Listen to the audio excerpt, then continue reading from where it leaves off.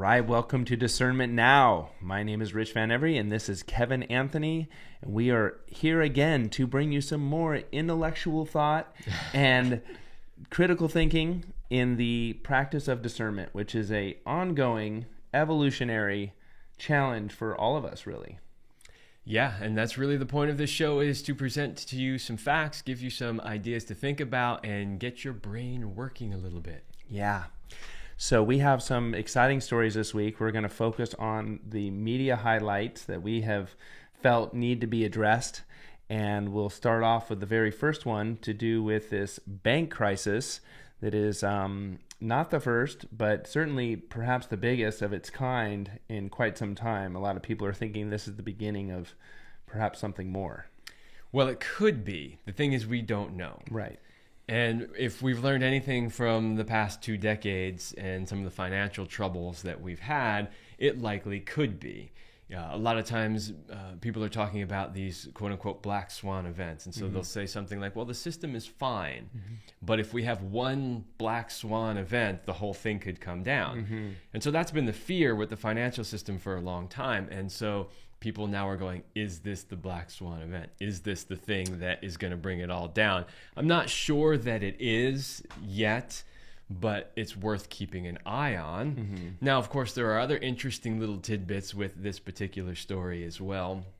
I just saw an article today that said that, I can't remember if it was the CEO or somebody high up in the bank sold a ton of shares like 2 weeks before the bank crashed. So, you know, those are always interesting things. Like, okay, somebody knew something was going to happen. And the question is, were they looking at it and saying, oh, this is inevitable, like we really effed up and this is what's going to happen, I'm going to bail? Or was there someone saying, okay, look, here's what we would like you to do. We want to crash your bank to accomplish this agenda, so we're giving you a heads up so that you can get out. Yeah. I don't know which one it is, but the point is you should just think about those things when you see those types of stories. It's not a coincidence that he sold those shares before the bank went under. Right. So, yeah, Silicon Valley Bank. You know, just the name alone gives me the creeps. I mean, we certainly have, you know, a couple different things to look at here. One of them is the reactionary consequences of such a crisis, which maybe perhaps have some relevance or truth behind it, but more likely corruption that then would instigate people to pull their money out of the bank. Well, so yeah, what you're alluding to is the idea, the theory that's out there that maybe this was engineered to specifically create bank runs so that they could then step in and say, this is why we need to do something like a central bank digital currency. I don't know if that's the case. It's too early to tell yet.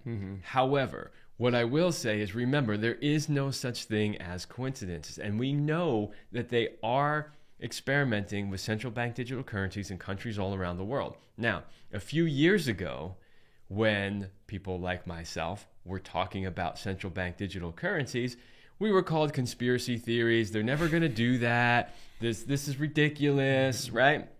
Now we're finally at the point where not only are they admitting the technology exists, they're telling you outright this is what they want to do in the future. So just remember the whole problem, reaction, solution that they do over and over and over again. They create a problem. Problem is bank failures, right? That provokes a reaction. The reaction is bank runs. And then, oh, we have the solution. The solution is central bank digital currencies. I'm not saying that's what's happening in this situation. It's too early to tell yet, but I'm telling you this is a very likely scenario.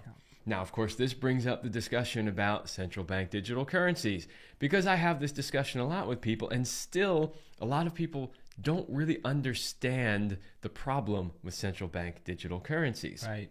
Especially a lot of these young people who are really into trading crypto and stuff like that. Yeah.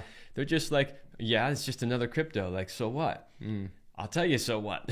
So what is, if they can control that, they own you. They already kind of own you, but they really own you. Yes. Because they can decide what you spend that money on. Right now with cash, you can go spend that money on anything that you want. Anybody that accepts cash, you can buy their product or service from them. Well, What if they decide, we don't want you to be able to buy guns or ammunition, so your central bank digital currency just won't work for that? Or what if they don't want you to buy, we don't want you stocking up on food, so you're only allowed to use it for X amount of food per week, right? Or something like that. There's lots of controls that they can put on. And they can also do things like, we don't like what you said on social media, so we're just going to fine you and take money from you. Or they could literally just shut your finances down completely because you become a political enemy. So why not just take away their ability to buy anything? You can't even buy a bottle of water or food. You will basically die. Right. Because you can't buy anything needed for survival. This is a real possibility.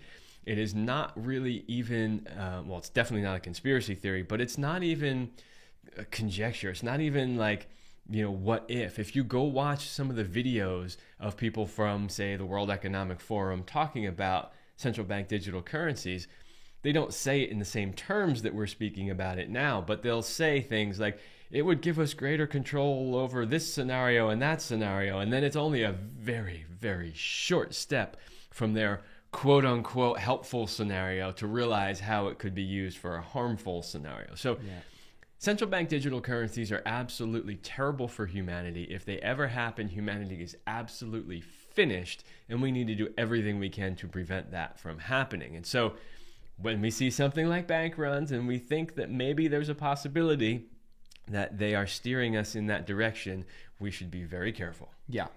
So this definitely gives us an opportunity to know, like, hey, do I have all my eggs in one basket? Because I really am in the firm believer that you want to diversify your assets if you can, have some cash at home, and keep perhaps just enough money in the bank to keep keep your bills going and manage how you really expose yourself. Sure. In a normal scenario, you would want to have money in potentially more than one bank, if you have the ability to, and a lot of people don't these days, but to potentially have most of your money in the bank in the country you live, but potentially some money in banks outside of the country, so you're protected from specific economies crashing and specific banking systems crashing.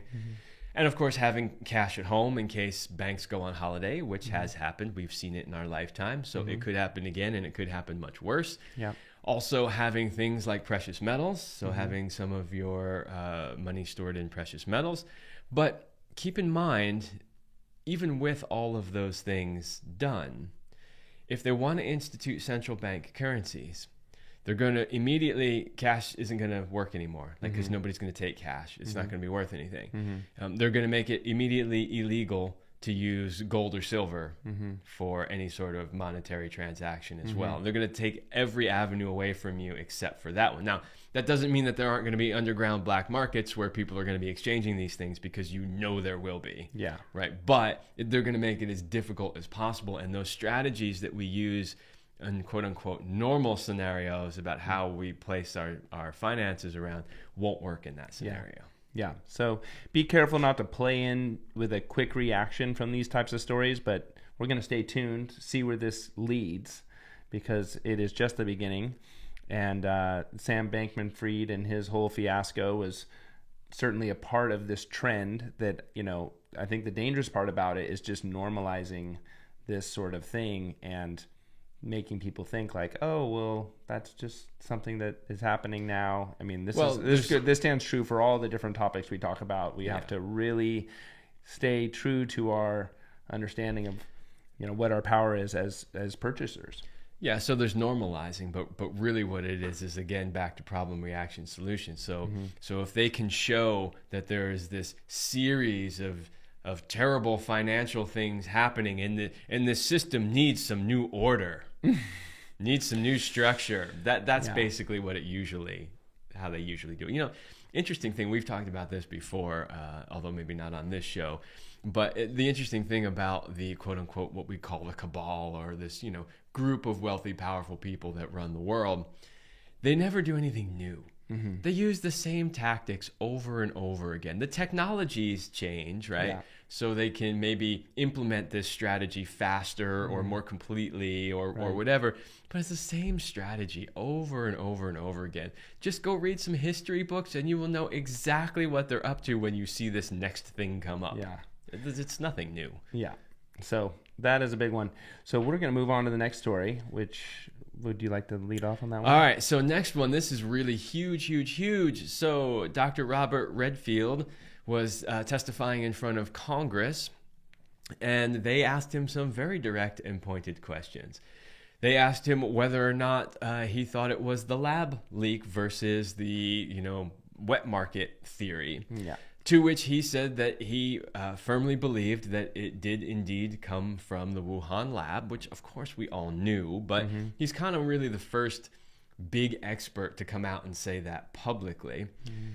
He also mentioned in that testimony that when a group of people were getting together to have a call to figure out whether or not this really did come from the lab, he was not invited to the call.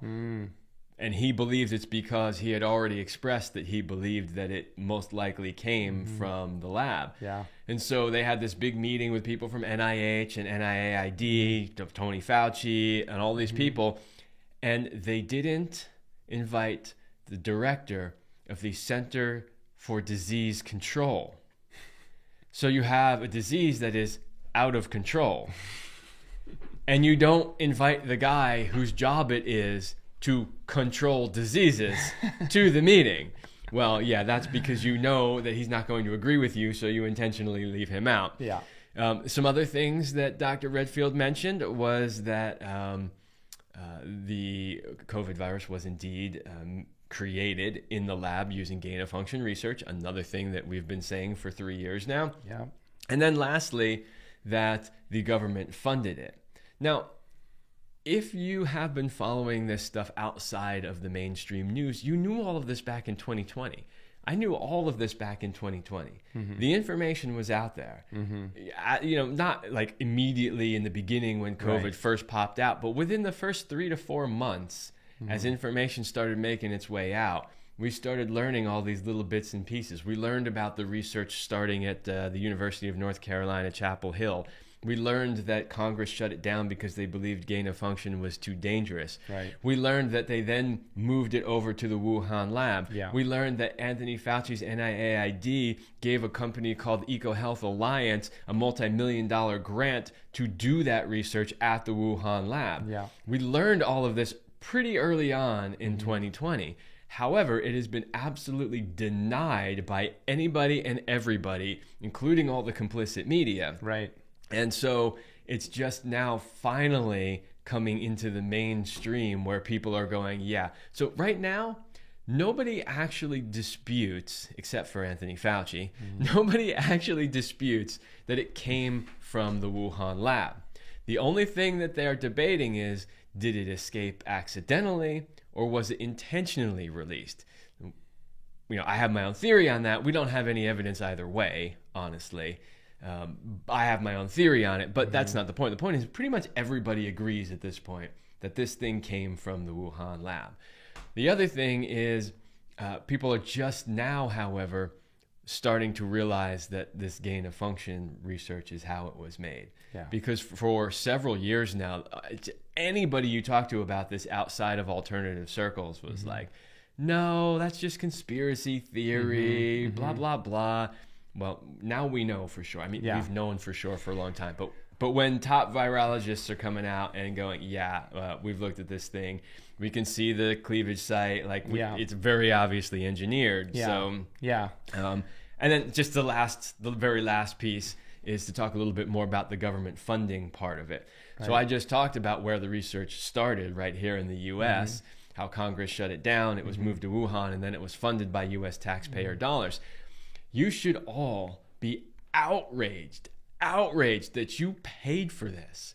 You paid for this out of your own pocket not really, obviously you didn't know you were paying for it, but you paid for it out of your own pocket for them to create this thing, unleash it on the world, and then destroy your businesses and kill your loved ones. Pretty incredible. Yeah, I mean, this is one of the things Dr. Redfield also addressed was that, he was disgruntled. I mean, because we've heard things from him in the past that have given us some question if he was really a good or bad guy. Oh, I don't believe he's a good guy. Yeah. I believe he's doing a CYA. Yeah. So, yeah, he's saving his own behind. But really, I feel that exposing the fact that true scientific method or science was not being applied whatsoever and that Fauci was clearly against that is shattering the whole trust the science narrative that so many of our friends and parents were buying for way too long. So that's one piece that I appreciate. I saw a great meme that said, trust the science is the most anti-science thing that has ever existed. Yeah. Questioning the science is how you actually do science. Yeah. Because that's what science is about. Science is you question things. You come up with a theory, right? A hypothesis, and then you design an experiment to see if your theory is correct, not to prove your hypothesis, to test it to see if it's correct without trying to steer it in a particular direction. Here's how I think it's working. Right. I'm going to set up this experiment. I'm going to see if my theory is correct. Yeah. And whatever the results are, I have to accept them. But that's not actually how we do science. You're right. The way we actually do science is we come up with an idea. We go, okay, we either think it works this way or we want it to work this way. We designed, for instance, let's just say a drug. We designed a drug to do this specific thing. So now we're going to set up an experiment to prove that it actually does this thing that we said that it does. Right. That is not science. Yeah. And this is where the problem lies, is that our regulating bodies, all the three-letter agencies, have become captured pretty much. And so they're policing or regulating or testing their own products, which is such a red flag. There's absolutely no credibility there. The perfect example of that is the Pfizer exec who got busted by Project Veritas, saying basically when he was asked, how they're getting away with doing this quote unquote, it wasn't really gain of function. That's not the word that he used. It was natural evolution. Yeah. Some sort of directed evolution. Directed evolution, right? And he basically came out and said that, they've captured the regulatory agencies and it's not going to be a problem because they own it, right? Yeah. So, of course, which we all know is true. We've known this for decades, but it's just great to have some actual proof, people from the inside finally admitting it. Yeah, it's really incredible because, now people are coming out that are, questioning the validity of virology in general, which I do believe is not exercising that scientific method, and even the existence of viruses. And so there are potential infiltrators to really create more confusion and dismantle some of these things that, we just frankly don't have enough information about to have much certainty on. But certainly I think that there is a motive, and it's something to be cautious of and to not get too caught up or too confused when some counter narratives start popping up from these types of things. Well, for sure. And, it's one of the tactics, a lot of times they will drip little pieces of truth out there. And you want to say, well, why would they say that? Because that's kind of exposing what they're up to. Well, because one, they never tell you the whole thing. Right. And two, they just want to muddy the waters and they want to confuse everything. And they want to make it such that nobody can really figure it out. And I got one piece of truth and you got another piece of truth. And now we're arguing over whose piece of truth is right. Yeah. When they're probably either both right or both wrong. And they're both missing the whole picture. Yeah. This is a classic tactic that they use all the time. Yeah. Yeah. So that is certainly, I think, a step in progress as we continue to see truth trickle to the surface to some degree, or people getting closer to hopefully being held accountable, like Mr. Fauci needs to be put behind bars or worse. That reminds me, we have to talk about Fauci's denial. So a day or two after Dr. Redfield's testimony, Fauci goes on a TV show, because he has to deny all the accusations that were made about him. And he outright says that he never called for lockdowns. So he just says, I never said that, right? So go search on the internet. You will find it for the supercut version of Anthony Fauci. And all of the times he went on media It's like a 2-minute long supercut of little teeny sections of all the interviews Fauci did where he specifically called for lockdowns. It's hysterical. I love when people put these together because the very first piece of video is Fauci going, I never called for lockdowns, right? And then there's 2 minutes, a string of dozens of video clips of him calling for lockdowns. Yeah. So it's I was talking about this to somebody the other day, and I said, I'm at a point with this stuff where I just laugh at it, whereas a lot of people get really upset over it. And I go, it's just a clown show. Yeah. It is all a clown show. Yeah. And what a lot of this boils down to, and will lead us into the next story, is this concept of censorship, and that how it was put into our Constitution as our First Amendment for a reason. And when we have the Senate Majority Leader on both sides of our political parties basically condemning and or calling to silence Mr. Tucker, who got his hands on the January 6 tapes and have now released them to give us a pretty clear picture of certain things that we can see. Wow, whenever they're looking to cover or censor something, most likely there's some truth in it. Well, okay, so yeah, let's talk about the January 6 tapes and Tucker. So first of all, people are saying, well, why did they only give it to Tucker? Well, that's not exactly true, because the mainstream media had access to this stuff for 2 years. And the other big criticism of the mainstream media is we can't just give it to Tucker because Tucker's going to selectively edit it and only show you certain bits. Right. Well, but hold on a second. That's exactly what the mainstream media has done for 2 years. They selectively edited it. They only showed us very, very small pieces that were taken out of context. And did you know this? Here's an article I read over this past weekend. They actually added sound effects into some of the videos. So a lot of this video footage doesn't have any sound because they're just from security cameras that don't record sound. Right. It's just video. So, but what they did was they went and they put sound in, screams and like commotion and chaos sounds into the video. So some of that video that you've watched for the last 2 years that has audio, it's fake. Yeah. It's fake because the audio is not the real audio for the video. They did it to make it seem more dramatic. So the very thing that the media is complaining about being that Tucker's going to selectively edit and only show you certain things and take it out of context, is exactly what the mainstream media has done for the last 2 years. Mm-hmm. Okay, so there's that, right? But we also have to talk about what we've seen so far in the releases that Tucker has done. So what have we seen? Well, there's a guy called the QAnon shaman. Everybody saw him. He's wearing the thing with the horns and blah, blah, blah. Is probably a disturbed individual. But we're told that he was a leader of this insurrection and busted his way into the Capitol and blah, blah, blah. Well, now that we see the actual video, we see that he was let in, that he was escorted all over the building by Capitol Police.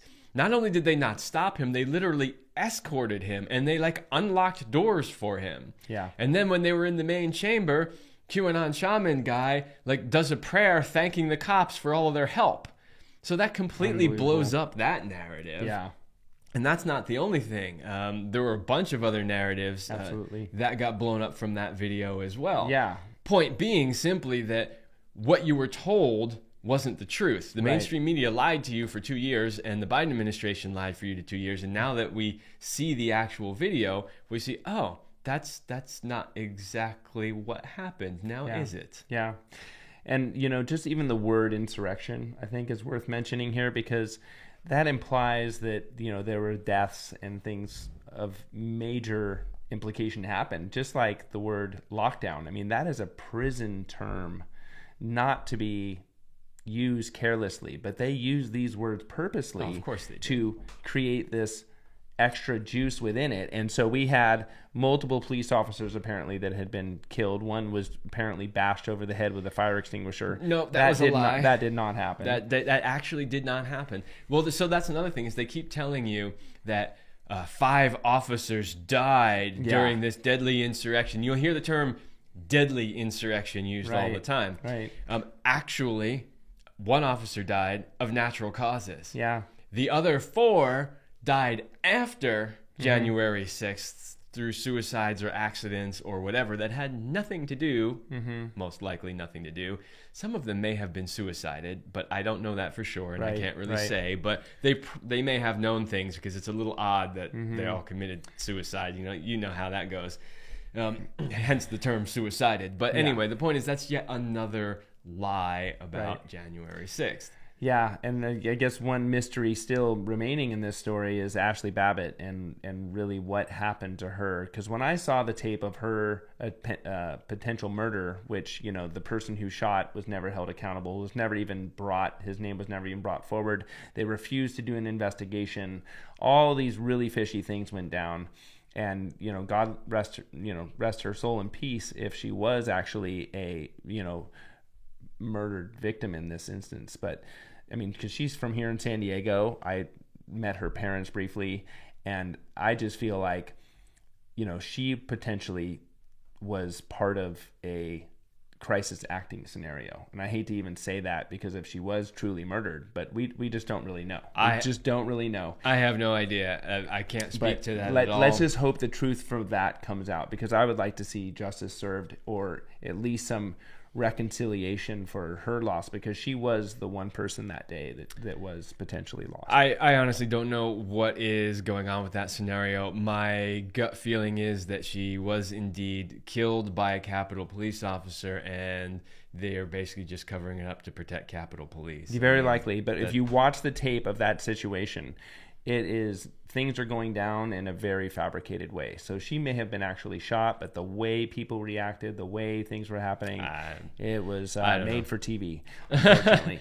I don't know if it's been probably been a year and a half since I've watched that video, so I don't remember exactly. But I don't know if I would say made for TV, but it's highly likely it was a trigger-happy Capitol Police officer. But those other things are possibilities. I mean, we know they do stuff like this all the time. They have been caught using crisis actors so many times at school shootings, at natural disasters. I mean, you even see they used to put these ads on Craigslist for people to show up, and they would pay them to be in these crisis acting. So anything is possible. I can't say it is in that situation, but... Okay, so should we move on? All right. What's next? So next, and the last one for this episode, is Matt Taibi in the Twitter files. Go Matt. Being hauled in front of Congress to testify. Now, what I think is very interesting about that is Congress basically wants to make an example out of Mr. Taibi, and they want to, I mean, if they could, they'd throw him in jail. They want to basically discourage journalists from doing what Matt Taibi did. Now, Matt's not the only guy that released Twitter files. Right. He was the first one, and he's released a lot of the damning evidence. He's released evidence that shows clearly that Twitter was censoring information. Clearly shows that both the Biden administration and the FBI were directly requesting Twitter ban certain accounts and censor certain information. Blacklisting people. So we know that the government was very clearly involved in censorship. So there's some pretty big stuff that's come out of that. But what's interesting is aside from them trying to make an example out of Mr. Taibi, they were also trying to get him to expose his sources. Now, that's not necessarily that shocking. Right. But what is shocking is the representative who was questioning him directly asked him, did Elon Musk give you this information? To which Matt said, as I said in my piece, sources with inside Twitter, or something to that effect. Because as you know, we have freedom of press in this country, or we supposedly do. It's supposed to be protected by the Constitution. And sources, journalists do not have to give them up. Why? Because if they did, nobody would come forward because they'd be afraid of the repercussions of doing so. Right. So therefore, sources are protected. Now notice, almost every single article that CNN posts, or MSNBC, or even Fox News, every single one of them, no matter what it's about, will say, sources close to the matter, sources inside, confidential sources. Like, they will say this 10 times in an article and nobody ever questions them and tries to get them to expose their sources. But then when an actual journalist like Matt Taibi comes out and exposes something, now it's like, we demand to know who your sources are, right? And then Jim Jordan jumps in and says, hey, are you trying to get him to reveal his sources? Because it sure sounds like it to me. And she goes, no, I'm not. And he's like, yeah, you are. We just heard you ask the question. Yeah. She's like, I never asked that question. I'm like, here we are back to clown world again. Oh, my gosh. Were we not watching that video? We all heard you ask him who gave you the information. You asked the question 3 times in 3 different ways, trying to get him to tell you who gave him the information. You were asking for his sources, and then you openly denied it seconds later. Literally seconds later. Yeah. Clown show. Yeah. This is the value of live television. Honestly, I think sometimes people forget they're on live television. And you know what? I don't even think they forget anymore. They just don't care. They think that you are so stupid that you are not even going to realize what just happened. Yeah. That's really what they think. But we know you're not stupid, and we know that you can see through the facade and through the clown show, and know that it isn't only acts of courage to stand up for what's right and to do things that require some bravery that will continue us on the path to uphold our Constitution and our natural rights. Indeed. So there you go, everybody. Keep looking past the mainstream media. Keep thinking critically about these topics and what they might potentially mean, not only for the situation itself, but what they're leading to in the future. Yeah, which leads me into actually something that Kevin turned me on to recently, which was Mark Passio's volume of information that he has available on YouTube. It's almost incredible that it's still on YouTube. But he has so many different topics. I started with natural law, part 1, 2, and 3. But he has some other incredible ones on psyops, on taxation, all kinds of things. So we wanted to offer that reference to you today. Make sure you consider looking into his material. Gives you a really good foundation baseline from which to move forward and keep your critical thinking skills at the highest level. Yeah, I highly recommend watching his series on natural law. It will blow your mind and change the way you think about the entire world and how it operates. Yeah, and even though I haven't read this book yet, I just got this book and I want to give it a plug. Mega Dynamics by Jamie Walden. This guy is a boss. He's a Christian and a patriot, and he sees and knows that all these things that may seem like ancillary independent issues are culminating to really take our rights and freedoms away. So I commend him for writing such an incredible book to bring out the inner warrior in us and to have us stand up on all fronts. So with that, thanks for watching and have a beautiful rest of your week.